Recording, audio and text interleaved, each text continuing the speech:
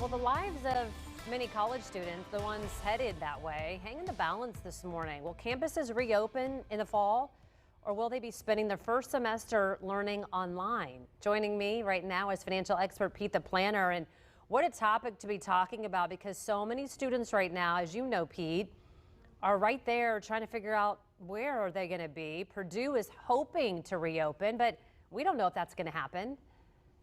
Yeah, there's a couple groups of people in nasty places, right? A lot of us are in really uncomfortable places, but I look at people who just graduated college and then people who just graduated high school that are going to be forced to make some really sort of earth-shattering decisions around their lives. And I think high school graduates heading to the campuses in the fall to college have to be really smart economically about their decision. And that may force some parents and students to say, look, I know you were going to go to this one school that was going to cost you $40,000 a year, and we were going to borrow to make that happen. But maybe you should go to the community college or the local campus and commute. And that way you can get credits and then make sure they transfer to have a more economical college experience. Yeah, let's talk a little bit more and dive in on more thinking about online learning. And you're thinking about what you thought would be your first year at school. Maybe you're going to be doing that online, and should you be paying kind of top dollar to do that?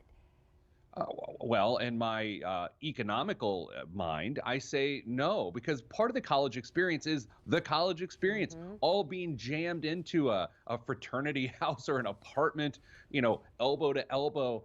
That doesn't make a lot of sense. And I know you pay for those types of experiences. You pay for the facilities, to go to the local gym and play intramural athletics and those sorts of things. So I just don't know. If I'm advising a couple on this or a family on this, I have to say, look, especially if your student doesn't know what they want to do for a living and they're just trying to get their feet wet with college, I would look virtually, unless you're in a specific program like nursing or pre-med or something like that.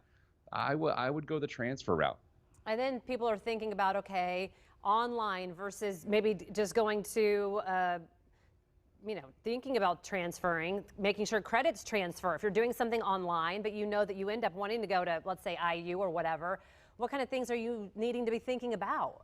I would get on the phone this week, next week, and start calling the different admissions offices, the academic offices. I know Ivy Tech has a lot of credits that transfer when you go to four-year institutions. And those are things that have been done in the last decade to make this moment possible. We also see people talking about the gap year, well, I'm not going to do anything for a year. Oh, well, maybe that actually makes a lot of sense right now until things shake out. I don't know. I just think this is such a unique time that people need a unique approach. I agree. I was just thinking about that. I'm glad you brought up the gap year, because I'm wondering now if more kids are going to end up doing that for this year with the uncertainty. I gotta think so. I've never personally understood the gap year. I'm not saying that judgmentally. I can't get my head around it. But now, maybe it makes sense. I think as people try to beat this thing, try to get over on this time, they're gonna have to think in a unique way. And I think college students are amongst the people that can do that with smart planning. Go college students. All right, Pete. Hey, thank you. Have a great day. We'll see you tomorrow. Right. And Jim.